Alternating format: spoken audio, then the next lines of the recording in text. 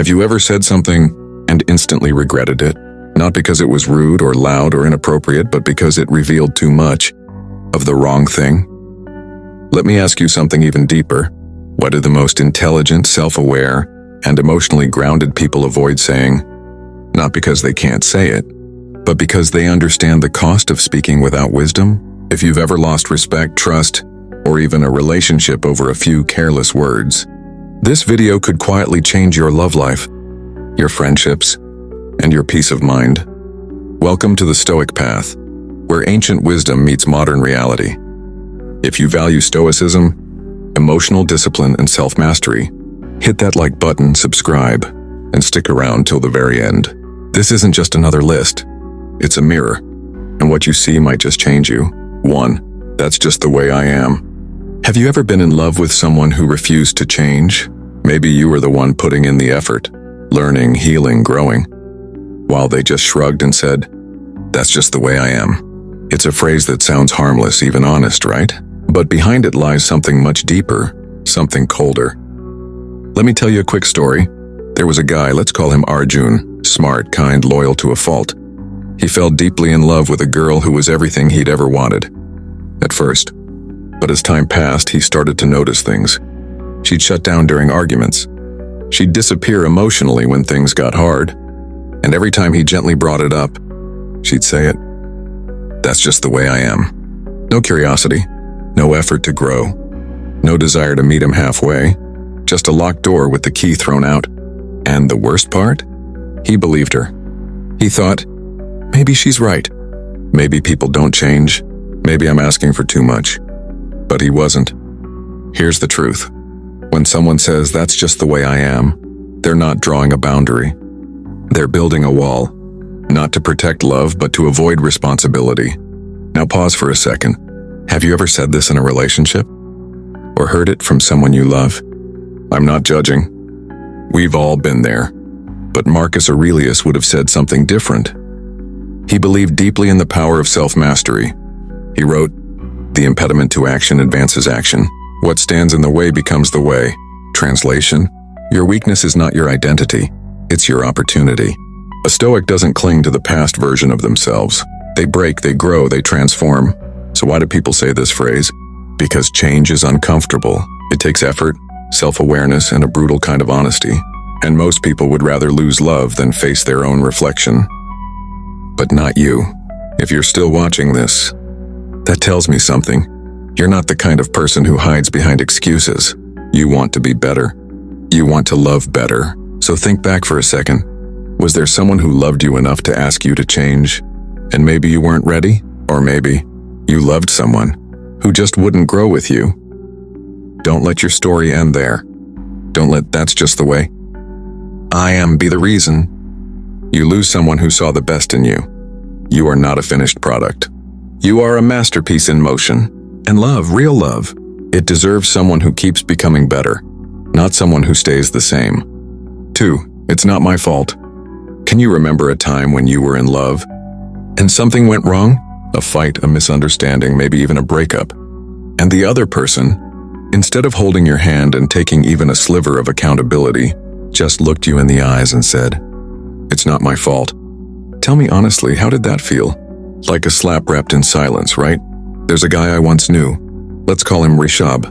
He was in a serious relationship for almost 3 years. He loved her more than he loved himself.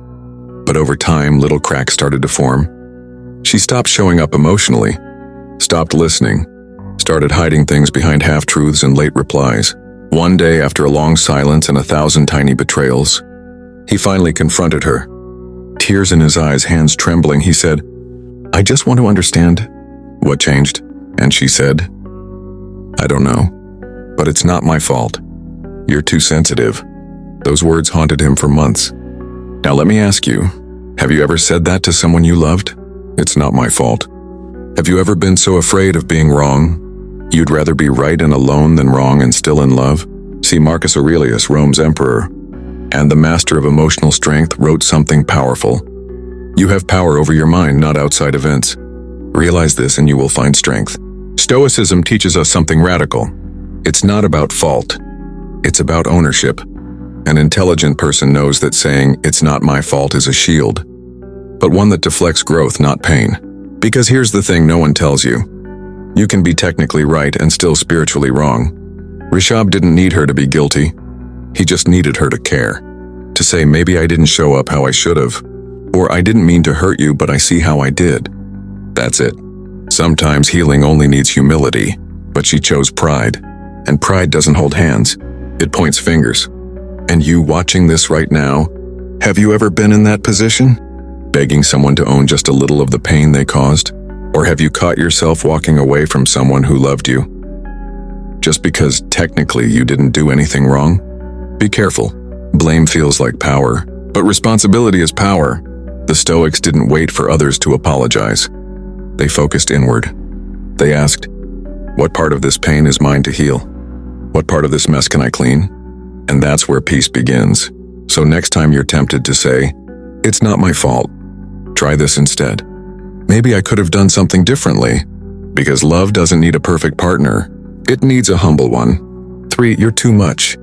Have you ever loved someone so deeply, so intensely, that your emotions felt like oceans, crashing, flooding, overflowing, while theirs barely rippled in return?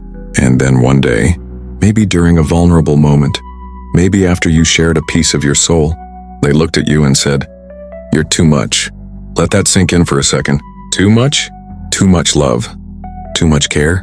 Too much effort in a world that's already starving for real connection? There was a woman named Anya, soft-hearted, empathetic. She loved with fire, and not the dangerous kind, but the kind that warmed people from the inside. And she met a man who wasn't ready for that. He liked her joy, but not her depth. He loved her smile, but not the questions behind it. And every time she tried to go deeper, every time she cried honestly or got excited or asked for clarity, he'd withdraw. Until one day, she heard those 3 words that shattered her more than any breakup ever could. "You're too much." And what did she do? She started shrinking. She dimmed her light, muted her voice, held back her tears, her laughter, her dreams, all for the sake of being just enough for someone who was never meant to hold her heart. Now tell me honestly, have you ever done that? Have you ever made yourself smaller to fit into a love that couldn't handle all of you? Marcus Aurelius once said, "Waste no more time arguing what a good man should be one." In other words, don't shrink to make someone else comfortable. Be who you are fully. You see, when someone says you're too much, what they're really saying is, "I'm not ready to love someone like you."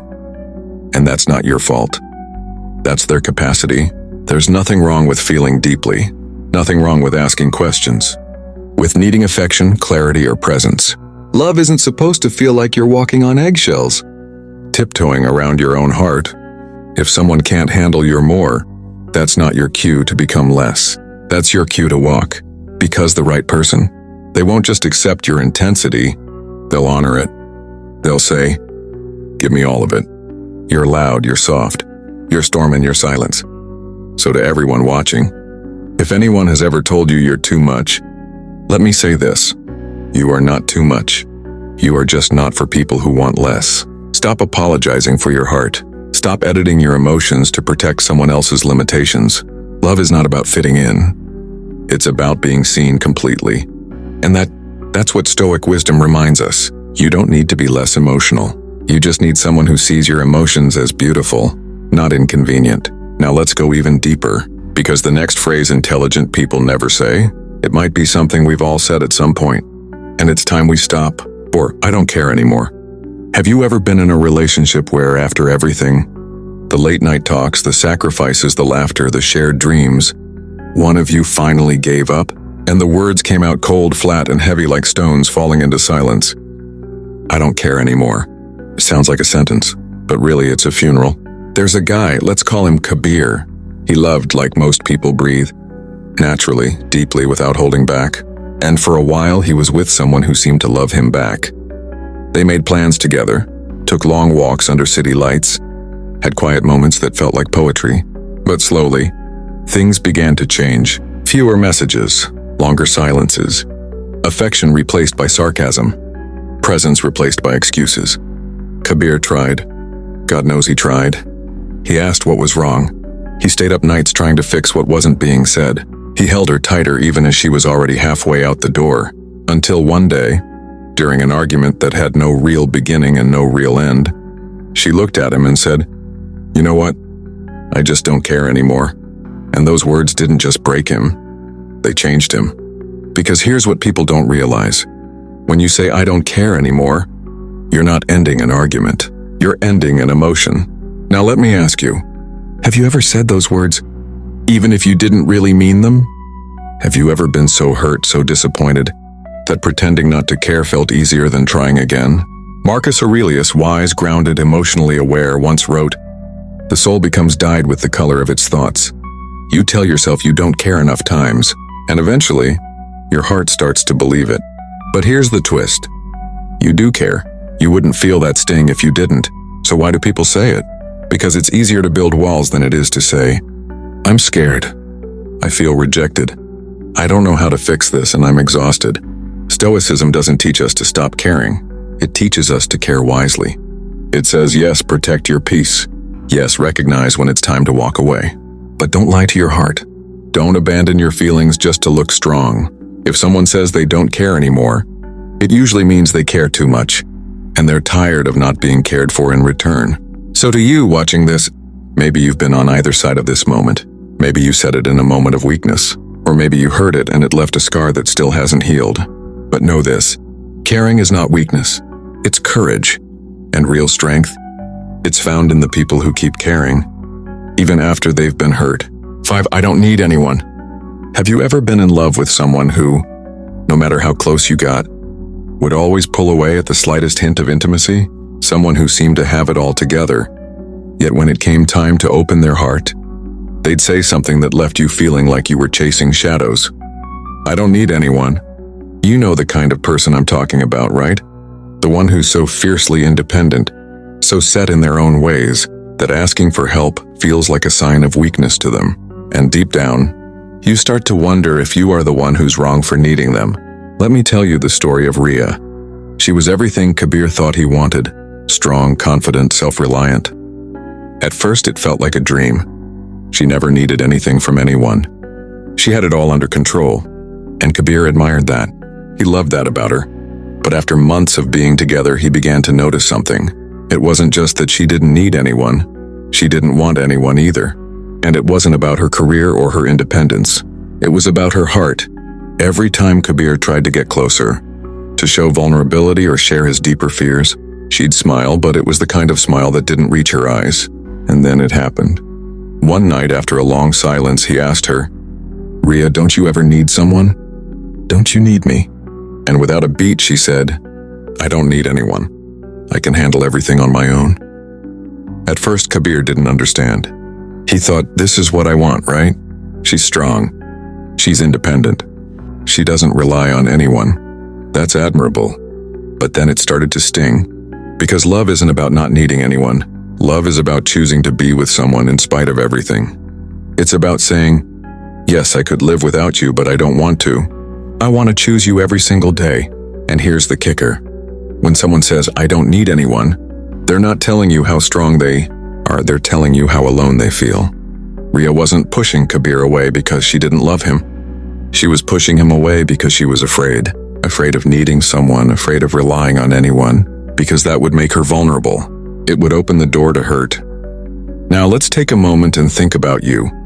Have you ever been that person? Or have you ever been in a relationship where the other person insisted that they didn't need anyone? Think about it. When we say, I don't need anyone, what are we really trying to protect? Our hearts, our pride, our fear of getting hurt. But Marcus Aurelius taught us something profound. What we do now echoes in eternity. What we do in relationships isn't just about today. It's about the love we leave behind, the trust we build, and the walls we tear down. Love requires vulnerability. It's not about being self-sufficient. It's about being there for each other. It's about saying, I could be fine on my own, but I choose to be here with you. So the next time you hear someone say, I don't need anyone, understand that the words may not be a sign of strength. They might be a cry for help, a call to be loved, to be seen, to finally let someone else in. And you don't need to be the one who builds walls around your heart. You don't need to keep saying, I don't need anyone, because you do need love, and that's okay. 6. I don't trust you anymore. Have you ever been in love with someone so deeply, so purely, that when things started to fall apart, it wasn't the fights or the distance that broke you? It was the loss of trust. And when they looked you in the eyes and said, "I don't trust you anymore," you felt a shift, like the foundation beneath you cracked. Like everything you had built together had suddenly become a house of cards. I remember a story about Arjun, a guy I knew years ago. He had been in a relationship for over 5 years with someone he considered his soulmate. They shared everything: dreams, fears, passions. They laughed together, cried together, even talked about their future. It felt perfect. But then something changed. One day, Arjun came home early from work, only to find that his girlfriend had been acting differently. Distant, cold, almost like she was hiding something. He asked her if everything was okay. She said she was fine, but her eyes told a different story. And deep inside, Arjun knew he could feel it. He thought to himself, "I trust her. She would never betray me." But his intuition was screaming at him. So he confronted her, gently, lovingly, yet with enough vulnerability to show how much he cared. "Is there something you're not telling me?" She hesitated. The silence hung thick in the air. And then, like the breaking of glass, she said, "I don't trust you anymore." Those words hit Arjun like a freight train. It wasn't just about the betrayal he thought might have happened. It was the betrayal of trust itself. It was the idea that someone he had given his heart to had stopped believing in him.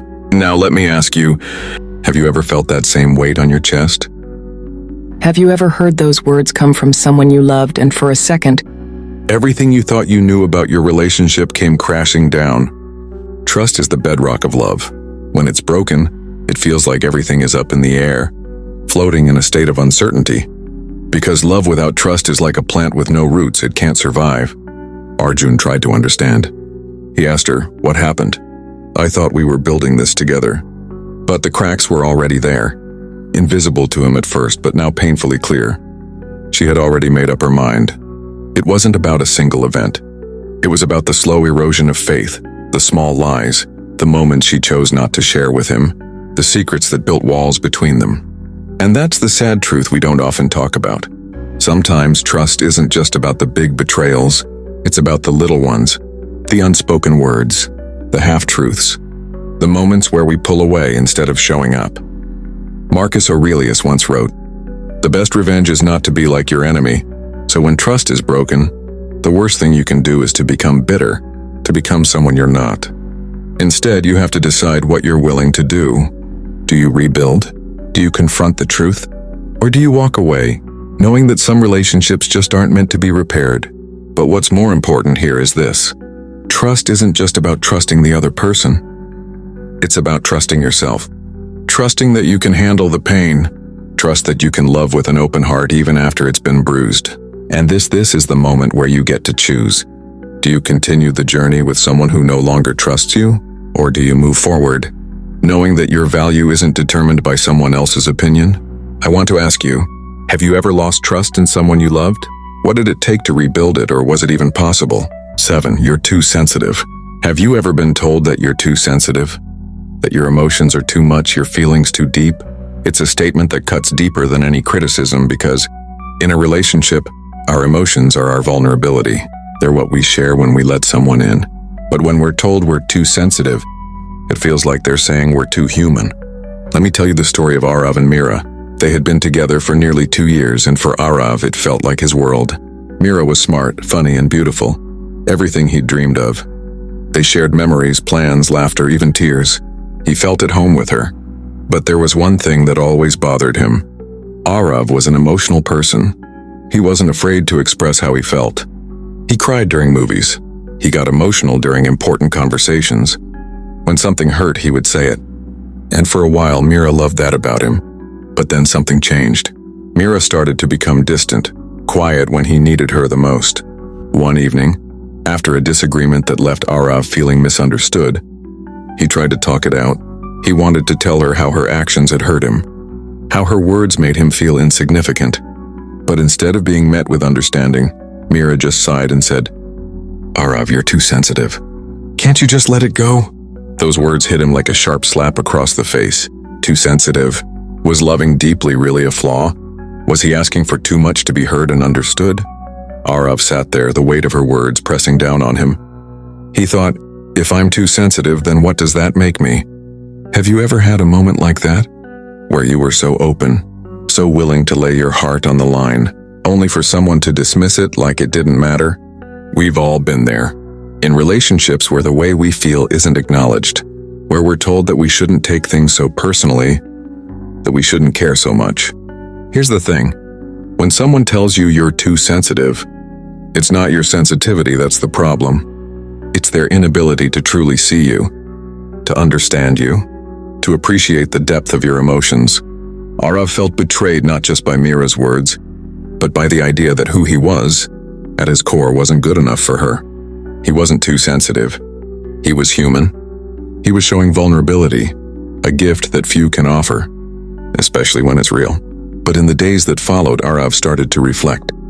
He realized that love isn't about bottling up emotions or pretending to be something you're not. Love is about sharing your true self, even the messy parts. So let me ask you, have you ever been told you're too sensitive? How did that make you feel? Did you feel like your feelings weren't valid? Like you were being too much for someone to handle?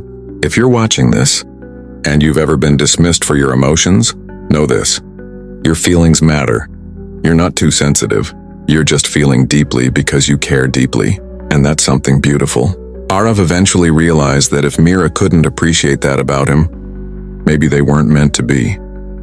He couldn't hide who he was for anyone, and as painful as it was to hear those words, it gave him clarity. Because sometimes, the people who are meant for us won't ask us to dim our light. They'll admire the way we shine. 8. I don't believe in labels. Have you ever been in a relationship where it felt like you were giving everything, but no matter how much you loved, no matter how deep the connection, the other person kept saying they didn't want to label it? They didn't want to call it official, didn't want to define it, even though it seemed like you were already living the life of a couple. I remember a story about Sanjay and Priya. They had been together for almost a year, and every moment they spent together felt natural, like they were meant to be. They laughed together, cried together, supported each other through highs and lows. Their bond was strong, but there was one thing that always nagged at Sanjay, and it wasn't something he could ignore any longer. It was the fact that Priya refused to call them a couple. Every time he asked, "What are we? Are we officially together?" she would smile, but with that little twinkle in her eye, she would reply, "I don't believe in labels." At first, Sanjay didn't mind. He thought maybe it's a new age thing. Who needs labels anyway? But as time went on, he started to feel the weight of those words, because it wasn't just a refusal to define things. It was a refusal to commit, to give their relationship the validation it deserved. It felt like Priya was holding something back, like she loved him but wasn't ready to fully accept what they had. Sanjay tried to understand. He told himself, maybe labels don't matter. Maybe it's just about the connection we have. But deep down, there was a part of him that couldn't shake the feeling of insecurity. Was she afraid of commitment? Did she not see the future with him? Why couldn't she say the words? And that's when he realized something. In relationships, labels aren't just about naming something. They're about acknowledging the bond that's already there. When you call something a relationship, it's not about a word. It's about the promise that comes with it. The mutual understanding that you're both choosing each other, no matter the highs or the lows. Without that commitment, everything can feel uncertain. Sanjay started to ask himself, why is it so hard for her to label this? Why does she resist giving this relationship the recognition it deserves? Have you ever been in a situation where you've loved someone, but they couldn't bring themselves to acknowledge the love? Did you ever find yourself stuck in that limbo, questioning what you meant to each other, wondering if you were just passing time or if you truly mattered? It's a painful thing, because in the end, love isn't just about what you feel in the moment. It's about the commitment, the acknowledgement that what you're building together is something worth calling real. Sanjay realized that love isn't about avoiding labels, but about taking ownership of the relationship you're creating. It's about stepping forward hand in hand and saying, yes, this is us. This is who we are together. But here's the key thing. If someone truly loves you, they'll want to build something real with you. They'll want to give your relationship the name it deserves. And if they don't, it might not be because of fear of labels. It might be fear of what that label represents. A commitment, a promise, a future. Sanjay eventually had to face the truth. He asked Priya, "What are we really doing here? If this is so important to us, why can't we call it something real?" And that conversation opened his eyes. Sometimes, avoiding labels isn't about freedom. It's about avoiding responsibility. It's about not being ready to take the relationship to the next level. So I ask you, have you ever been with someone who didn't believe in labels? Did it leave you feeling unimportant, unsure of where you stood? Or have you ever found yourself in that position, avoiding putting a name to something that you knew deep down was already something real? So you always expect too much from me. Have you ever been in a relationship where, no matter how much you gave, no matter how much you sacrificed, the other person always seemed to think you were asking for too much? They made you feel like you were burdening them by simply wanting to be loved and cared for, and you couldn't understand why something so simple, expecting love in return, felt like a demand, a heavy weight. I want to tell you a story about Rohan and Ananya. Rohan had always been the kind of person who wore his heart on his sleeve. He believed in love fully, deeply, and without hesitation. He thought that love wasn't just about receiving, but about giving. The small gestures, the big moments, the sacrifices, it all meant something. And he poured that love into Ananya. At first, it was perfect. They shared dreams, plans, memories that felt like they were woven into the very fabric of their lives. Rohan thought, "This is it. I've found my person." He believed that love meant supporting each other, always being there no matter the situation. But there was a shift, a change that Rohan couldn't ignore. He began to notice that no matter how much he gave, his time, his affection, his support, Ananya seemed to pull away when it came to giving back. Rohan would ask for simple things, attention, validation, love in return, but every time he did, Ananya would look at him with a frown and say, "You always expect too much from me." At first, Rohan didn't understand. Too much? He thought, "I'm not asking for anything crazy. I just want to be loved the way I love you." But Ananya's words stung. He started to question himself. Was he asking for too much? Was it wrong to want emotional support, companionship, affection in return? Have you ever been in a relationship where you started doubting yourself? Or you tried to figure out if your needs were too much? If you were too emotional, too sensitive, too needy? Because that's how Rohan felt. He started to shrink his expectations. He began to minimize his own needs, telling himself that maybe he was just being demanding. Maybe he was being unfair to Ananya. But here's the thing about love. It's not about lowering your expectations for the other person. It's about finding someone who is willing to meet you at the same level. Love isn't about sacrificing yourself for the other person, or constantly feeling like you're too much. It's about balance. It's about mutual respect and care. As Rohan reflected on his relationship, he realized something. Love isn't about lowering your standards. It's about having someone who is willing to meet them. Because in any relationship, it's the effort that counts. If you're always the one giving, always the one compromising, it can leave you feeling drained, unseen, and unappreciated. And so Rohan had to have the hard conversation with Ananya. He asked her, "Why does it feel like my needs are too much for you? I'm not asking for the world, just your love, your attention, your support.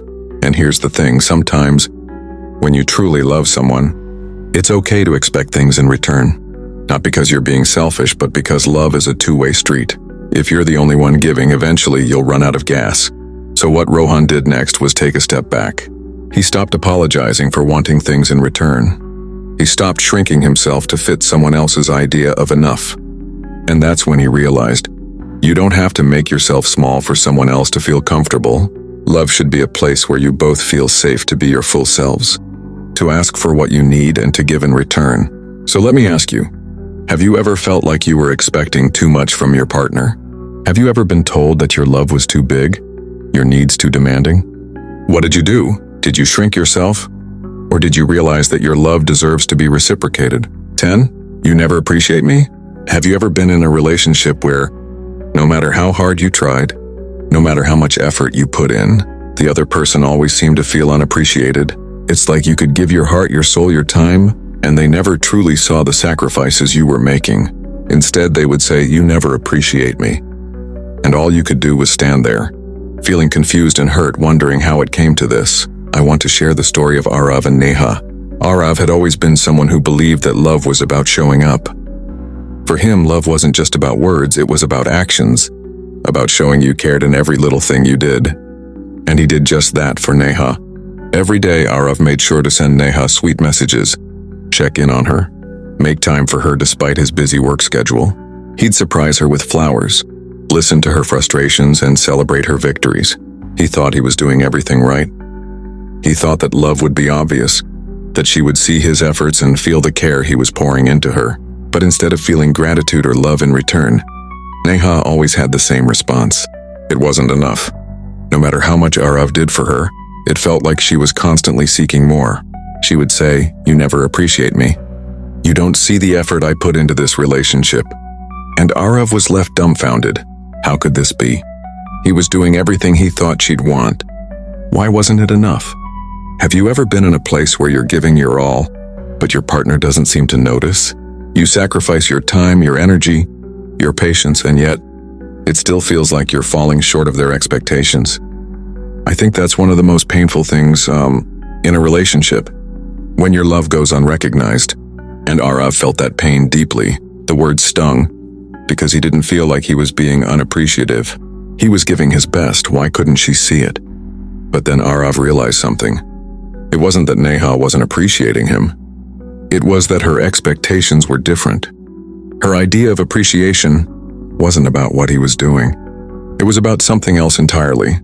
Arav had to look beyond the surface. What Neha was really asking for wasn't more flowers, more messages, or more grand gestures. She was asking for something deeper, a sense of emotional validation. She wanted to feel that she was loved in a way that was meaningful to her, and the truth is, love languages aren't always the same. While Arav was giving Neha his version of love, Neha needed to feel emotionally understood. She needed him to listen without offering solutions. She needed him to be present with her, not just physically, but emotionally every step of the way. Have you ever felt like your love language and your partner's love language were miles apart? Did you ever feel that your partner wasn't seeing you for who you truly are and what you needed in return?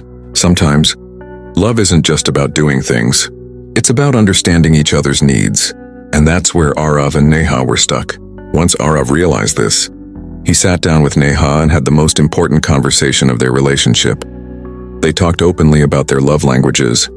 Arav expressed that he loved doing things for her, but he also wanted to be seen and appreciated in return. Neha shared that while she appreciated the gestures, she needed more emotional connection. She needed to feel heard, to feel like he truly saw her struggles and celebrated her small wins. And once they both understood each other, something shifted. They started to build a more meaningful connection. Arav learned to offer the emotional support that Neha needed, while Neha began to appreciate the actions that Arav was taking. It wasn't just about the gestures anymore, it was about feeling seen, feeling understood, and validating each other's efforts in a way that made them both feel valued. So let me ask you, have you ever felt like you were doing everything for someone, but they just didn't seem to appreciate you the way you hoped? Have you ever been in a relationship where your efforts went unnoticed? Or have you been the one not fully appreciating your partner without realizing how much they were giving? Remember, appreciation in love isn't just about big gestures. Sometimes it's about understanding each other's needs, recognizing the quiet sacrifices, and showing up in the ways that truly matter. Because in the end, love is about making each other feel seen and valued, not just for what you do, but for who you are. Then you'll never change.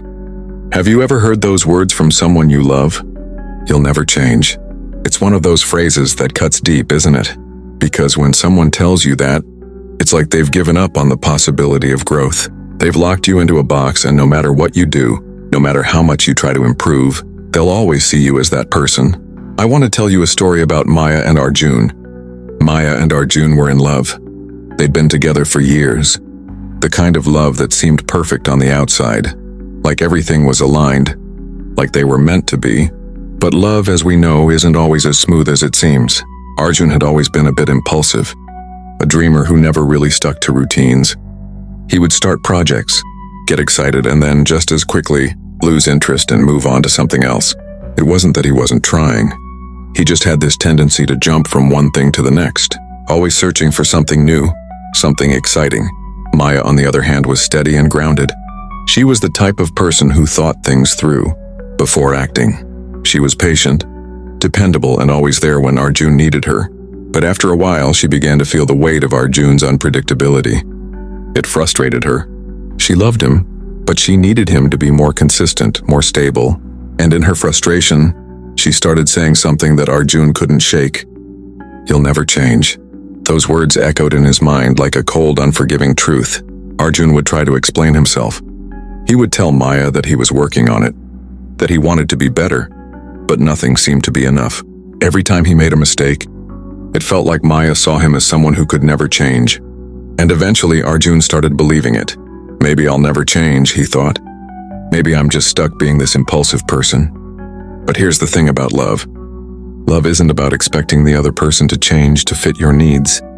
It's about growth, the growth that happens when two people learn to support each other, to encourage the parts of each other that need improvement, and to accept the things that can't be changed.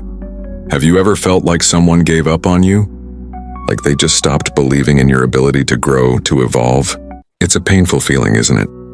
When someone you love tells you that you'll never change, it can feel like a slap in the face, like they've written the final chapter of your story without even letting you finish it. But Arjun didn't want to let those words define him. He decided to take a different approach. Instead of letting Maya's words hold him back, he began to focus on what he could do. He didn't need her to believe in his change, he needed to believe in himself. So he started taking small steps. He set goals for himself, ones that were realistic and achievable. He worked on his impulsiveness, learning to commit to projects and see them through. It wasn't easy. Sometimes he would fall short, and it felt like Maya's words were always there, lurking in the background. But each time he stumbled, he got back up, determined to prove to himself that change was possible. And one day Maya noticed. She saw the effort Arjun was putting in. She saw him trying, really trying to be the person she needed him to be. And for the first time in a long time, she realized something important. She hadn't been giving Arjun the chance to grow. She'd been so focused on what he wasn't, that she hadn't seen what he could become. In that moment, Maya apologized. She told Arjun that she had been wrong to tell him that he would never change. And together, they worked on building a relationship where growth wasn't about forcing someone to become someone else. It was about supporting each other through the process. Have you ever been told that you'll never change? What did it make you feel? I think one of the hardest things in love is being told that you're incapable of growth. But let me tell you this, you are always capable of change. And sometimes the only thing you need is someone who believes in you, someone who sees your potential, not as a flaw but as something to nurture. So what about you? Have you ever faced a moment when someone didn't believe in your ability to grow? Let's talk about it in the comments. I'd love to hear your story. These aren't just clever lines or nice quotes. They're practical. They change how you show up in relationships, arguments, late-night texts, moments of silence, and painful goodbyes. What you say or don't say can cost or protect the most important parts of your life. So let me leave you with this. Speak with awareness, act with discipline, love with strength, and listen deeply. Because Stoicism isn't about shutting down emotions. It's about opening your eyes before you open your mouth. With that said, thanks for watching, and until next time.